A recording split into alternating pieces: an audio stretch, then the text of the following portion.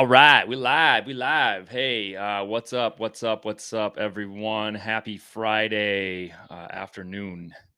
I am jumping on live this afternoon because I've got a million things going on and I have not put out a video for the week. So I figured this would kill a few birds with one stone, so to speak.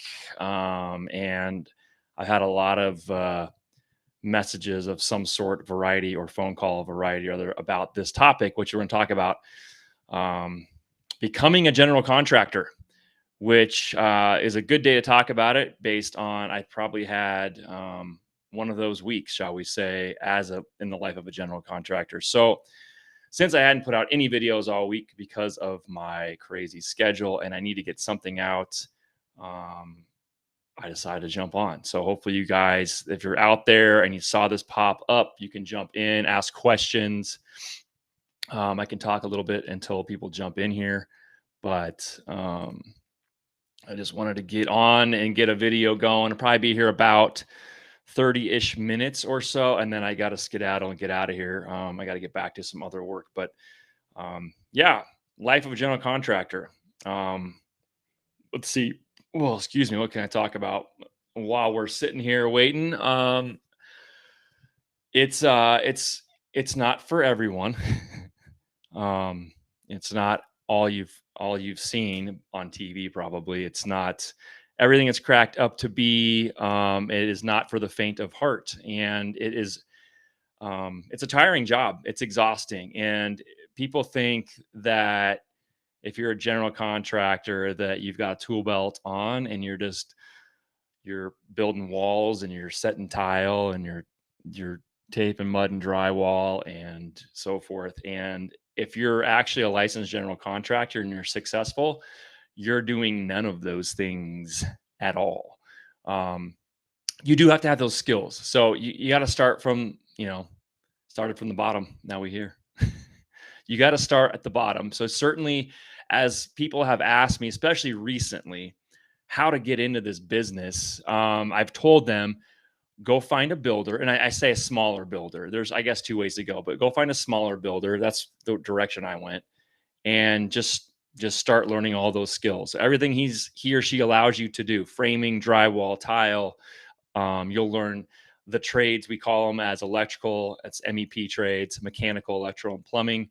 Um, those are all things you need to learn how to do. It's not necessarily something you have to be very skilled at. Sorry, I got a hair on my hat and it's driving me nuts. I think I got it. Oh god, it drives me nuts. It's still there. There we go. Anyway, you need to understand those trades. The most important thing a general contractor needs to know is the code book. And I don't have it sitting around here somewhere. Um, you don't have to have it memorized. That's why you carry it around. It's like that thick and it changes and it gets updated about every 3 years. Wow, there's a lot of hair on me. What the hell? You don't have to have it memorized, but you need to understand it. You need to be able to very efficiently reference the book, and a lot of the codes you just need to have up here. So you gotta understand that more than anything else, more than any other trade. You don't have to be super skilled at any of those trades: framing, drywall, carpentry work, electrical, plumbing, mechanical, roof. But you have to understand how everything gets put together. And that starts from you being on a job site, working for a builder, and just literally starting from like cleaning up and sweeping and working your way up, getting on the framing crew, becoming a foreman, blah, blah, blah, blah. So it's just like any other job. You want to start and get very familiar with how a house gets built from excavation on up. Um, that's where I would start. That's where I tell people to start. The other way you could go is to go out and work for a production builder. So those big guys you see out there building 400 to 500 homes at a time in a subdivision. Um, you can get it. You can get in with those guys as an assistant PM, project manager, separate assistant supervisor, all the way up to supervisor. A lot of those jobs require a minimum of sorry, let me get my glasses on here because I can't read the screen very well right now.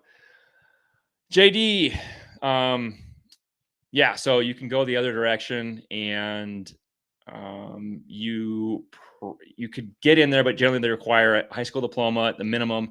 And as you work your way up, you're probably gonna have a college degree of some sort in construction management or something similar. Hey, bro, if some contract an electrician or plumber, do I require to have electrician plumber license, or just the subcontractors must have the license? Um, in Texas, GC doesn't have a license of electricians, plumbers. Yes, I am actually familiar with Texas building code law, licensure, so forth. I've got a couple buddies that actually work between here and Texas. And yeah, you don't need a GC license to build homes. But it really depends. As I remember, it depends on the municipality that you're working in. So basically, the building department that you have to go pull permits from is going to tell you if you need to have a license for your subs or not. It's always better, regardless, if those guys are licensed, because they've gone through the entire process all the way up to passing their master's license test, which I can tell you right now, the electrician's test is hella hard. I mean, the GC test is super hard too, but that's a whole nother level. So I would just make sure they're licensed regardless, because they're going to be, it's just one more level of protection. Also, with that, make sure that they have insurance to cover. So that will cover your ass as well as theirs. And knowledge is king in this business, especially on the organizational end. Understanding, like I was just talking about, understanding that code book. It's like that thick.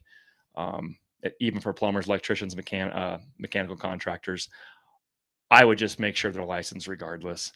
I know some areas of Texas, they don't require licensure for anybody, but I also know in that same respect, you're going to end up babysitting more, especially if someone just walk around saying, hey man, I grew up in doing electrical for my dad.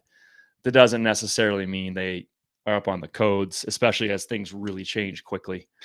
In in the energy efficiency world, especially, but in building processes in general.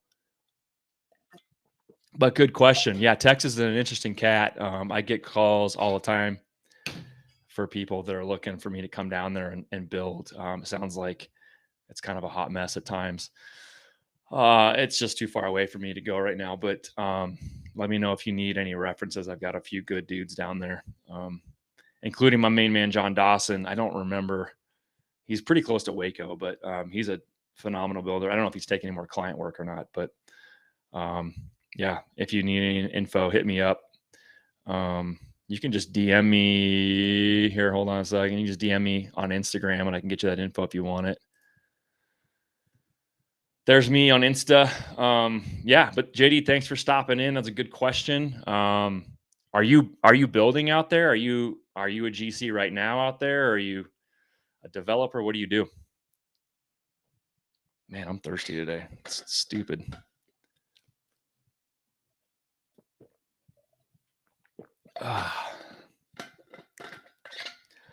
Yeah. So, what was I saying? So yeah, as far as like going for the big builder approach, if you're looking to get into the business, like I said, minimum GED or graduate from high school to start. And a lot of times is the assistant project manager, and they'll run you up the ladder from there, meaning you wouldn't have to get a degree in construction management. But if you want to jump into it right away, like a supervisor role or even assistant supervisor role, then you're probably going to need, for most of those guys, you're probably going to need a college degree of some sort. Having construction management experience is certainly key to get in for the bigger bucks. I got friends who are engineers and are looking to create a GC company. That actually is not a bad way to go. If you've got licensed engineers, PEs, they can do, I mean, obviously they can do all the structural work for you. It'd be good if they worked with a couple architects. That would definitely help. If you can roll it all into one and go like design build. So you're basically offering, especially ground up stuff. If you're offering to be able to put the entire construction set together and build the home, one-stop shop. That's what I do. That's a big deal. And that certainly will create more cash flow for you and more business in general. So, I would say regardless, man, it would behoove you to take the ICC test at some point, regardless of where you're going to be building. Knowledge is king. I always kind of push that out there. So just keep that in mind. I mean, having experience on the job site and building is a good idea. Having someone that's done that a bunch and kind of working with them in tandem at the beginning even will certainly help you out as well. So just make sure that you're not jumping in to the deep water without any sort of flotation device, if shall I say. But it's good to have engineers to kind of definitely walk you along. I don't know how it works as far as submitting for permits and what's required for construction documents in Texas. I know a lot of places, certainly you still have to have engineer drawings. But like I said, if you can offer that whole design build and have an architect, not on staff, but in your back pocket, at least it's definitely good to have. I at least do lots of the concept drawings. My background actually is in architecture. In college, I actually started in architecture school and then quickly realized that it was going to be a long time before I made any money as an architect. And sitting in an office all day, every day was certainly not appealing to me, especially staring at a computer screen. I don't mind it a little bit, but so I moved away from that, but I learned how to do AutoCAD and some other design software kind of things. And so I do a lot of the concepts at least. And then I have a couple architects I work with, a couple really good engineers. If I have the time, I'll do the whole set up to structural. If I don't, I can just hand it off at concept and they're off and running and I'm ready for permit in, 6-8 weeks to submit for it. So it's fun. You want to understand all that. And certainly you want to be able to read a set of plans, especially if you're going to be a GC. That's imperative. But you don't have to know how to draw them. So you don't have to know how to use AutoCAD, Bluebeam, any of that stuff. But, like I said, the more you know, the better. But good luck, man. Let me know, like I said, if you got any other questions, let me know if you need any contacts out there. Texas is a big state.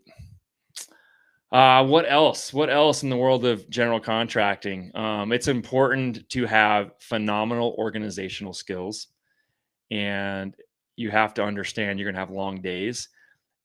The days get a lot easier if you know what's happening a week from now, especially on like material end of things. It's been a nightmare the last 6-8 months in the industry. And that's for guys like me that have been doing it a long time. It's to get materials on site, waiting, getting back ordered, backlog. I mean, you guys probably all heard about the lumber issues, material shortages, whatever. It's been a nightmare. So organization is huge. The engineers just graduated. You're on your 20s. What? Perfect time to start, man, for sure. Perfect time to start. That's okay. Just like I said, just have somebody that has more experience, just kind of like, it's okay to throw them a few extra bucks to help guide you through the first couple. It won't take long. The learning curve is steep, but once you get to that top, it's pretty much open road from there. So just have some experience in your back pocket, have someone help guide you on the first couple builds, especially, and then you'll be fine. Experience increases vastly in this business very quickly. So, yeah, it's all the same. Info's out there. It's everywhere in this business, especially if you're starting out. Yeah, definitely get your subs licensed. That'll be huge because you're going to end up learning from them anyway. Don't show your cards though, as far as inexperience, because sometimes you get slammed right in the door. You get caught with your pants down. They will take advantage of that. So again, having somebody that's like going to assist you that has experience, especially if he's a licensed GC, another engineer and architect that can at least consult with you while you're doing it. That's a big deal. When I first started out, I kind of jumped in, deep water with 3 to 4 years experience under another builder. Not counting like high school and college working for builders too, but just on my own. And then doing my first house with zero consulting was kind of dumb. So even with the experience I had at that point, I needed somebody else to help guide me. There's just things if you don't know what the questions to ask, you're going to get throttled. So keep it up on the contact side. Looking for a job in construction and get the experience. There you go. See, exactly. And you can do both. You can certainly start a business on the side. I mean, on this channel, I talk a lot about entrepreneurship as well, and how to start your own businesses. I'm also a licensed realtor. So I kind of dabble on both sides of that equation. But starting your own business, especially at your age, is probably especially right now is the greatest time to do it. And you can do that even working a full-time job. You've got no tie downs. I'm assuming you're not married, have no kids. So that's an assumption. I apologize if I'm wrong, but if you don't have those, you have the ability, like I did, you have the ability to work 14, 16-hour days. And I know that may sound daunting, but it's really not that big a deal, because if you got a full-time job and you're doing this on the side, you're building a business on the side, you can do that after work, you can do it on the weekends, and you can get ahead of the game instead of trying to just jump ship all of a sudden and start over. Having that income, obviously, that income stream is going to be important as you're starting. So, especially if you have people that are consulting with you, they're helping you through, giving up a little bit of money up front to not make mistakes, on the back end is important. And um, it's part of, like, think about it as like a going to grad school or something and just paying extra tuition. You're paying a little extra to learn more. Yeah, exactly. So best time to start, man.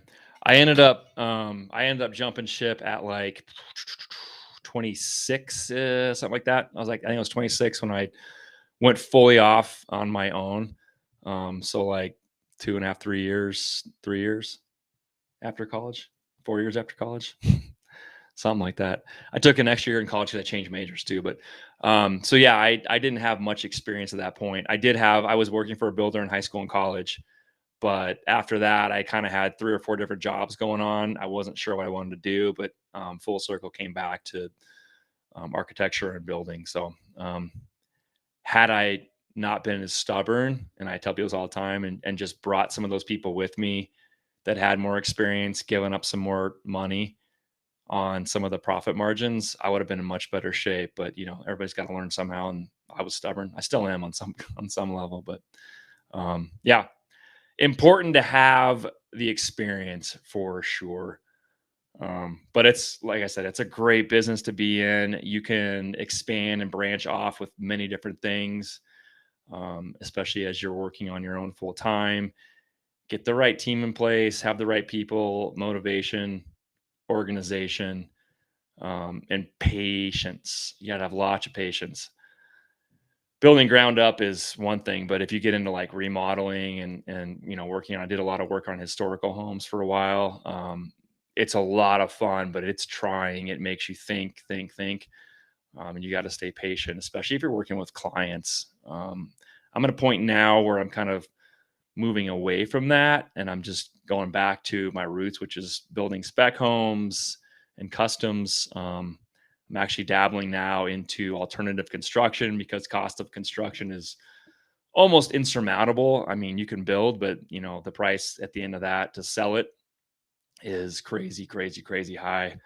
I know even Texas is blowing up too, but real estate is insane.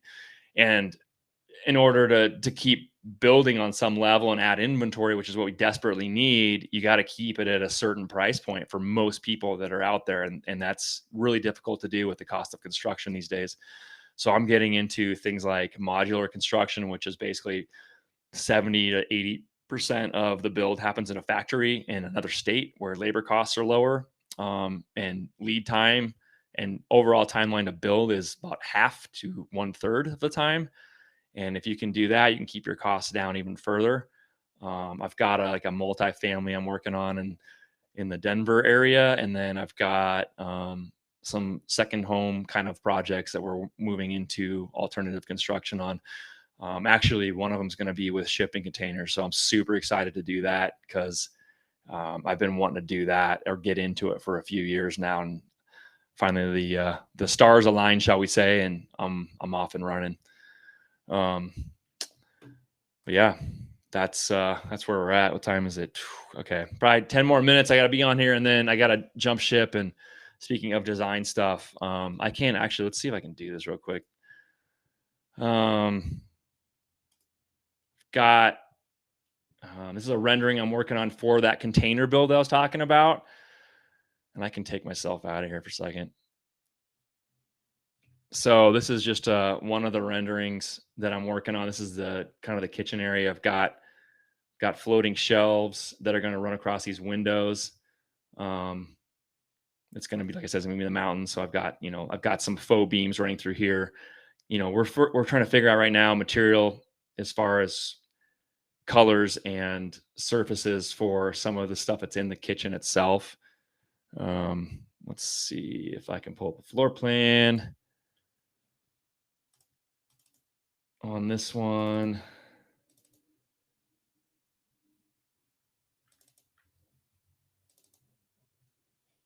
So there you go.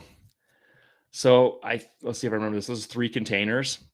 Um, and just to kind of get crazy because I kind of geek out on this stuff. So shipping containers have obviously specific sizes and dimensions that you're working with, but they're also preloaded, shall we say. So the engineering behind these things is basically point loaded to 4 corners of the box itself, and it makes it a lot easier in a lot of ways to open things up or put them on different kinds of foundations like caissons, pier and grade beam. You can do it on stem wall and footing stem wall construction or monolithic kind of construction as far as foundation.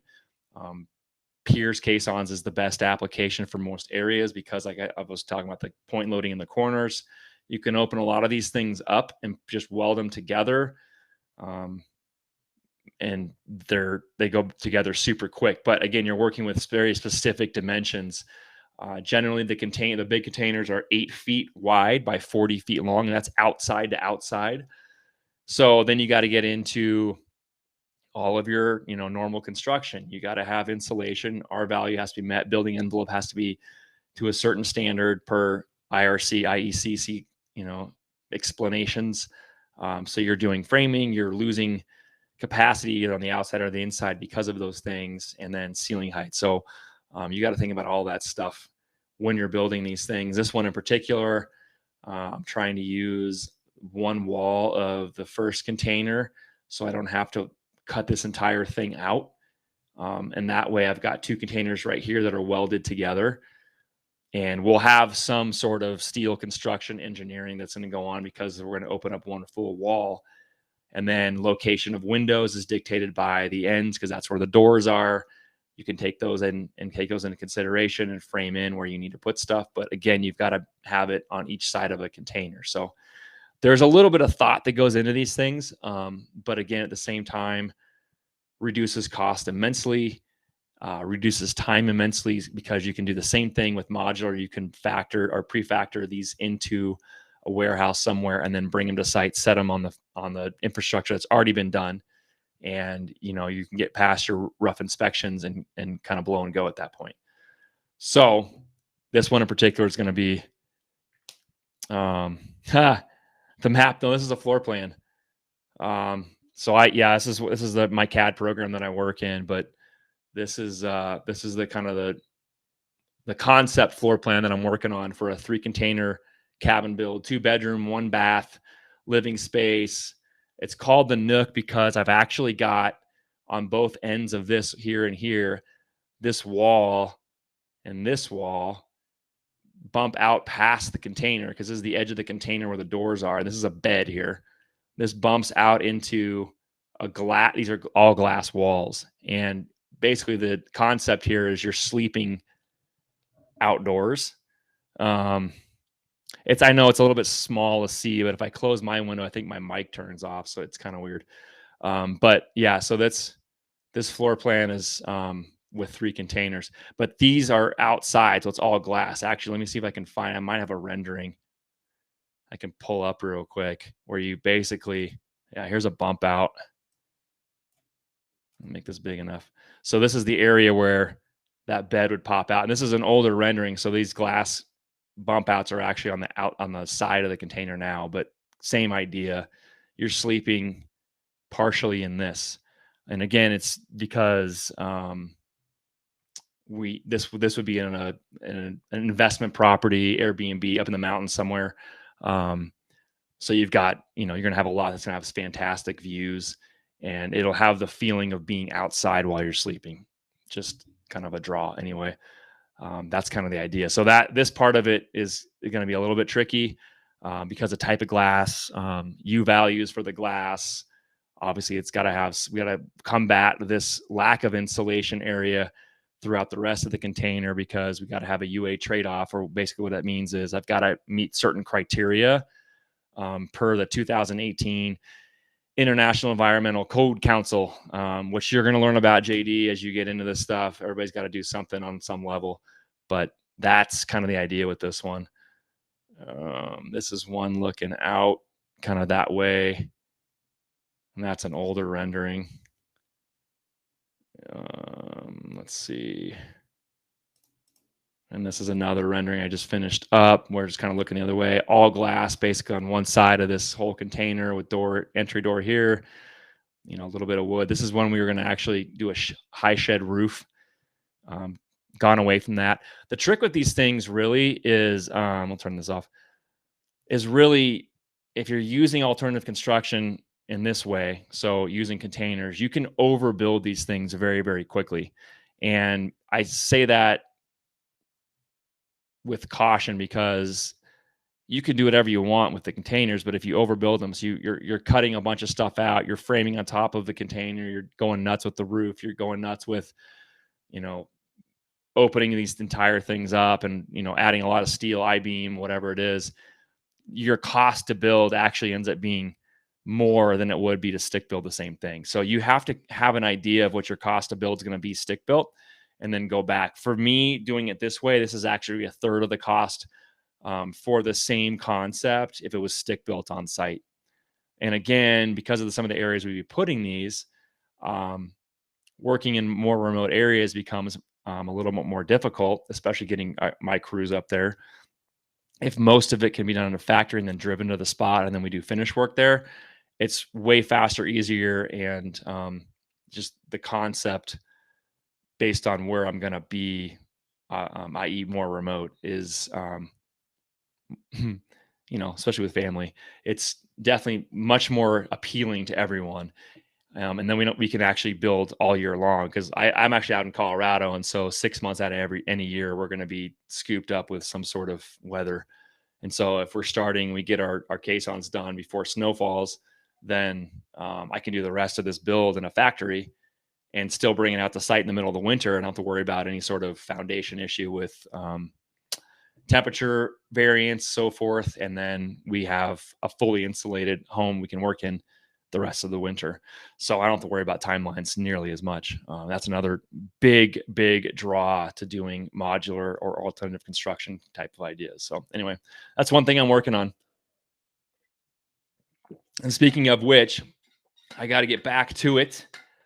But like I said, I did this live stream just kind of on the fly. I usually have one every other Wednesday evening, the Building Wealth and Health live stream with Dr. Matt. We talk about all kinds of things on how to create income and stay healthy all in the same breath. A lot of those things tie together more so than you think. So every other Wednesday, we're on that. JD, if you haven't, man, appreciate it if you hit that subscribe button.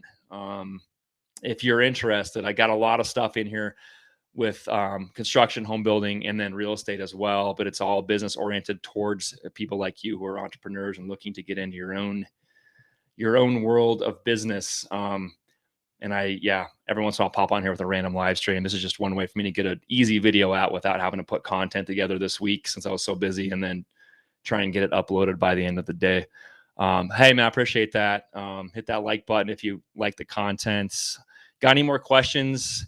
You guys drop them in the comments below. I am sometimes a few days to respond to some of that stuff, but I will get to it, I promise. You guys can also follow me on Instagram. I got small little videos, info on there. DM me if you got questions in there. I got to blow and go on this one, but I appreciate stopping in. JD, good luck to you. I'm going to get out of here. Everybody have a good weekend, and we'll see you guys soon. Thanks for stopping in. Later.